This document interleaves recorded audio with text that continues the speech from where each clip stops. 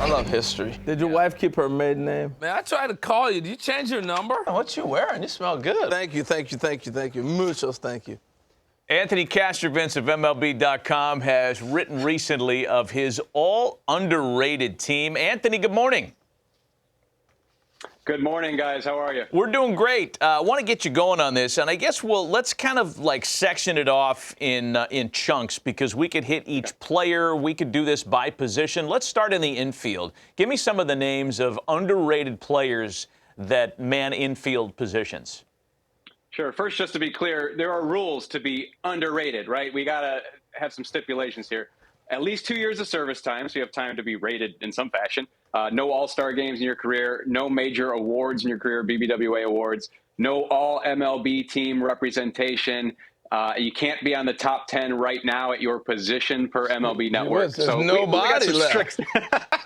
It makes us think a little bit, and that's good. So at catcher, I got Eric Haas of the Tigers, the pride of Dearborn, Michigan. Over the last 2 years, his OPS actually similar to Sean Murphy and Travis d'Arnaud, so he's performed well offensively. He's their catcher going into this season.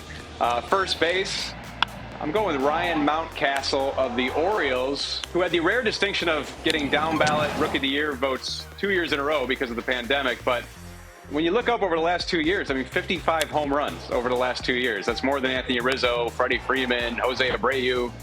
He was also in the 96th percentile last year in expected slugging percentage, so probably more in there. I don't think moving the wall on Camden didn't really help him, but he's got a lot of power. Second base, Thairo Estrada of the Giants, who came over as utility guy, a waiver claim from the Yankees, and he's emerged as their starting second baseman here moving forward. Had 38 extra base hits last year. He's fast, plays good defense, still just 27 years old, so just kind of growing into his game a little bit. At shortstop, Ahmed Rosario of the Guardians. He might be the top shortstop available in next winter's free agent class. And kind of an interesting note when you really get specific, he's the only player in MLB over the last 2 years with at least 20 homers, 50 doubles, 10 triples, and 30 steals. Wow. That's not, it just shows like kind of the all-around game. He's got the extra base hit. He's got the speed. He hustles. Good player. Third base. Ryan McMahon of the Rockies replaced a legend in Nolan Arenado and has held his own defensively. He was third in outs above average last year at the position behind only Ke'Bryan Hayes and Arenado. So, you want to see more perhaps offensively, especially in that ballpark, but he's got a really good defender at third base, so that's not to be overlooked. Yeah, I like the list. And with Ahmed Rosario, I know you've talked about this a lot. It just kind of punctuates the fact that when everybody thought that the Mets pulled one over on the Indians, the then Indians, not so fast. That trade worked out to be a really good one for Cleveland, and that's the all-underrated infield team per Anthony Castrovince. Let's go to the outfield now, where at least you'll start out this list with a guy that has more than your required 2 years of experience, a veteran guy who makes your list as an outfielder. I guess moving from Oakland to New York, where there's considerably more attention paid to you, can help in that regard. Yeah, that's what I like about Mark Hanna is, that's a big move. That guy's a former Rule 5 pickup for the A's, has a really strong career with the A's. Then he signs with the Mets. I mean, that's a high-pressure situation, but he kept delivering as he always does. Over the last 4 years, he's been 15% better than league average each of the last 4 years. He's an on-base machine, 20th in walk rate in that span in MLB, so good player, man. And then center field, I got Tyrone Taylor of the Brewers. Now, this guy is all over the place in terms of, if you look at his month-by-month stats, I mean, fantastic 1 month, sluggish the next. But when you add it all up over the last 2 years, he's got identical OPS to Dalton Varsho, who's, of course, a big trade acquisition for the Blue Jays, this year. He's really good defensively. Last year, outs above average was the same as Michael A. Taylor, who's, Gold Glove winner in 2021 and a big pickup for the Twins in the trade market this winter. There's a lot of good-looking dudes in baseball. There sure are, Harold. And a lot of good-looking dudes named Anthony in the periphery of baseball, at least. Anthony Santander, Anthony Santander, another Rule 5 guy for the O's in the last 3 years. He's 10th in slugging percentage among qualified outfielders.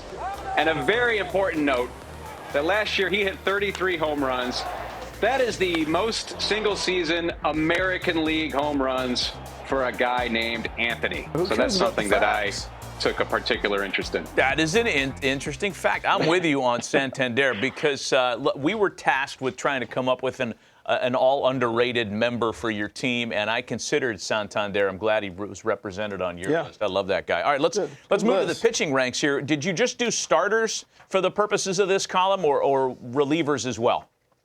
One starter and one reliever. So my starting pitcher is Logan Webb of the Giants. This was a layup for me. I mean, he had that coming out party at the end of the 2021 season, a great start to the regular season finale, and then, terrific against the Dodgers in the division series.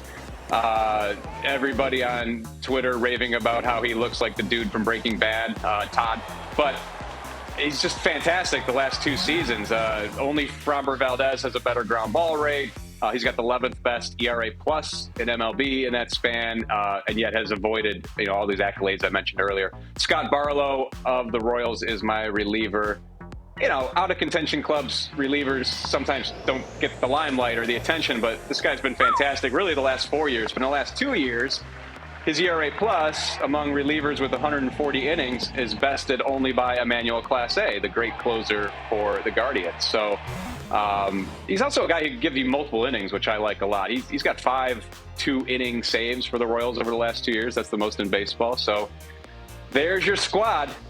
Underrated though it may be. I like it. Hang with us because Harold and I have contributions to your list as well. I know it's too late to get them included in the actual piece on MLB.com, but Harold, who would you suggest could make the all-underrated team? Well, I didn't know the criteria when I first picked it. I just thought guys that were overlooked, right?